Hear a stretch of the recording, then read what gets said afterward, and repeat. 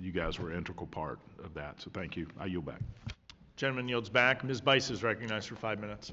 Thank you, Mr. Chairman. And I first want to say a heartfelt thank you to Capitol Police and Metro Police for the jobs that you do.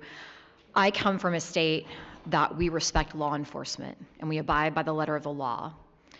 And every week that I get on a plane and I fly to DC, my husband wonders if something is going to happen to me while I am here, working, serving the people of Oklahoma's 5th Congressional District. It is absolutely infuriating to me what is happening to the nation's capital right now. People call my office excited to come this summer to tour the monuments, to bring their children. And one of the questions they're asking my office is, can you tell me about safety? Why in the world do we have to have a conversation with visitors to the U.S. Capitol, the heart of this country? We have to worry about safety. It's just appalling. And I think it should be noted, the majority of the members have been popping in and out, but we haven't seen the majority of the Democrat side attend this hearing, nor did they offer up a Dem witness to be able to ask questions to. As my colleague, Dr. Murphy mentioned, this isn't a partisan issue. This is a safety issue. And it was brought up at the beginning of this hearing by the ranking member. There was a discussion about gun violence. This isn't a gun violence discussion. This is a prosecute the crimes that the individuals are committing in this city problem. And it was referenced that we are arresting young people under the age of 24 and not prosecuting them. The DC City Council and the mayor of DC should be held fully accountable for the crime that's happening in this city. It's infuriating to me.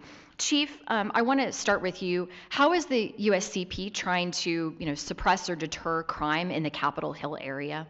So we have the advantage of having a much smaller jurisdiction than other police departments, but as I've said, we certainly understand that we can be of service and we can be of help to the neighborhoods in and around Capitol Hill.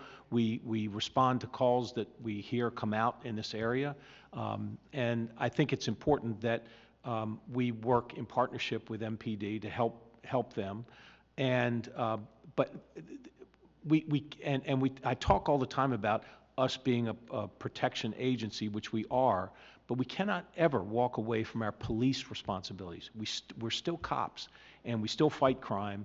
And on this campus, if you took the crime rate of things that happen on this campus, it's very low.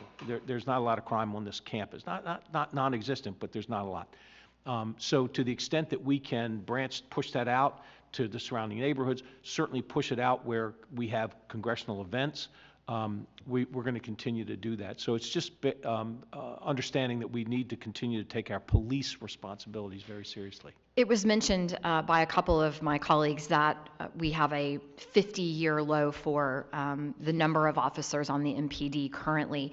Is your USCP trying to help augment some of the 500 police officer shortage that the MPD is seeing currently? To the extent we can, absolutely, especially in the area where we're patrolling. And so we would offer them the help, same way they offer us help every day of the week. So yeah, we're doing our best to work hand in hand with them, yes. If I can also just ask, what do you think that proactive measures that can be taken by either members or staff to try to protect the safety of people in and around the Capitol? What should we be doing? So we offer a fair number of services in terms of escorts, in terms of what we call law enforcement coordinations, and it still frustrates me that the participation rate, the request rate for those services is very low. So just encouraging your colleagues, encouraging staff members, encouraging, at any event that you all might have to let us know so that we can help either coordinate with the state and locals who are in the jurisdiction, or we can be there ourselves. The last thing I think I want to read, which I think really gets to the heart of the problem, it has to do with some of the police reforms that have come forward.